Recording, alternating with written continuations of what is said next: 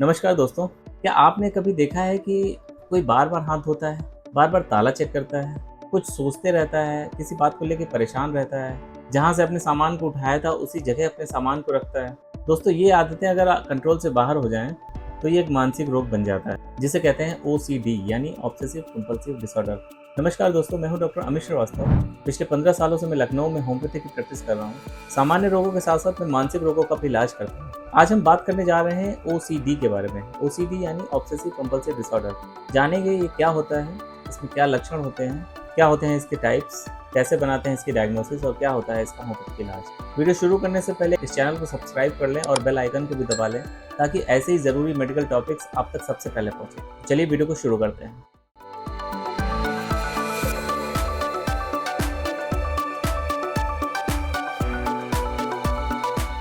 OCD का मतलब क्या है? OCD is obsessive compulsive disorder. ये एक ऐसा मानसिक रोग है जिसमें कोई विचार उसको बार बार आते हैं, यानी ऑब्सेशन उसको बार बार आते हैं, और उस ऑब्सेशन से निपटने के लिए वो कुछ कंपल्शन करता है, यानी कुछ एक्शंस लेता है।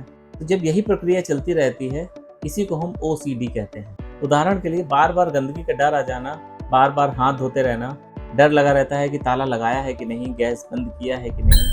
ये व्यवहार सिर्फ आदतें नहीं होती हैं, ये इंसान की डेली लाइफ डिस्टर्ब करके रख देती हैं। आइए दोस्तों समझते हैं ओसीडी के कारण क्या होते हैं।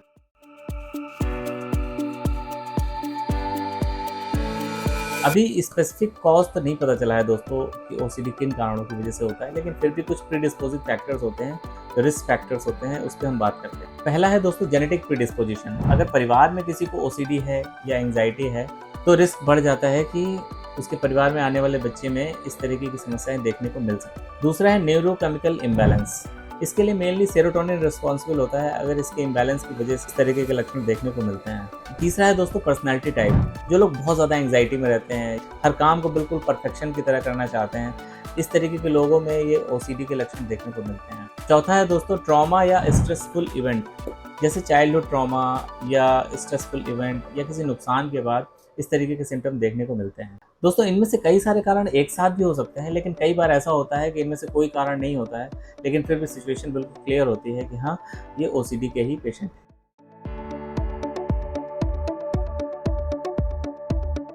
दोस्तों ओसीडी का एक ही टाइप नहीं होता है, कई तरीके के होते हैं। कुछ टाइप्स को हम आइए डिस्कस करते हैं।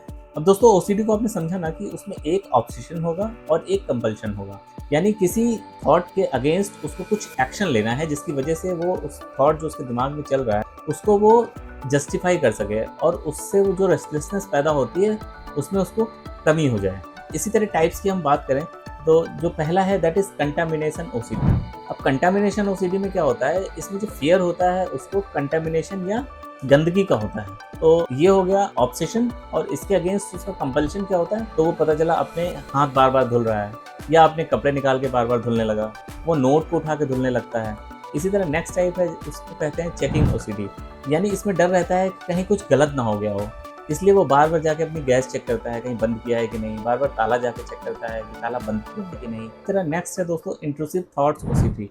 इसमें उसको फियर रहता है किसी हार्मफुल या लेसिवियस थॉट्स का, तो इसके अगेंस्ट वो कंपल्शन क्या होता है कि उसको कम करने के लिए जो रिचुअल्स होते हैं उसको वो फॉलो करता है। कई बार हमने देखा है कि बहुत सारे पेशेंट्स में इररेसिस्टिबल डिजायर फॉर मास्टरबेशन होता है, that is a type of OCD.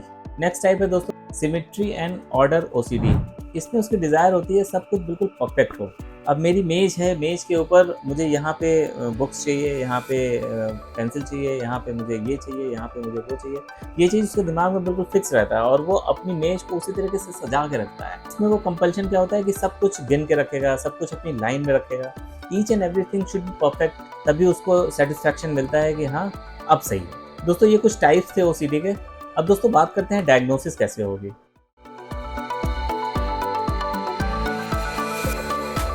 तो दोस्तों डायग्नोसिस के लिए कोई पैरामीटर नहीं बना है कि हम एमआरआई करा लेंगे या सीटी करा लेंगे तो हमको ओसीडी का पता चल जाएगा। नहीं, ऐसा नहीं है। किसी भी लेबोरेटरी या किसी रेडियोलॉजिकल इन्वेस्टिगेशन से ये नहीं पता चलेगा कि हाँ ये पेशेंट ओसीडी से सफ़र कर रहा है या नहीं।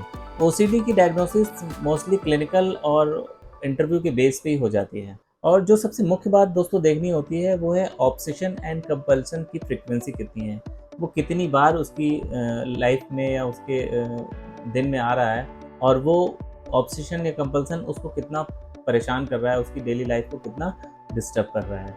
एमआरआई या सीटी की रिक्वायरमेंट तब होती है दोस्तों जब ये हो कि ओसीडी के साथ आपको कोई न्यूरोलॉजिकल प्रॉब्लम हो, उसको हम रूल आउट करने के लिए एमआरआई या सीटी करा सकते हैं।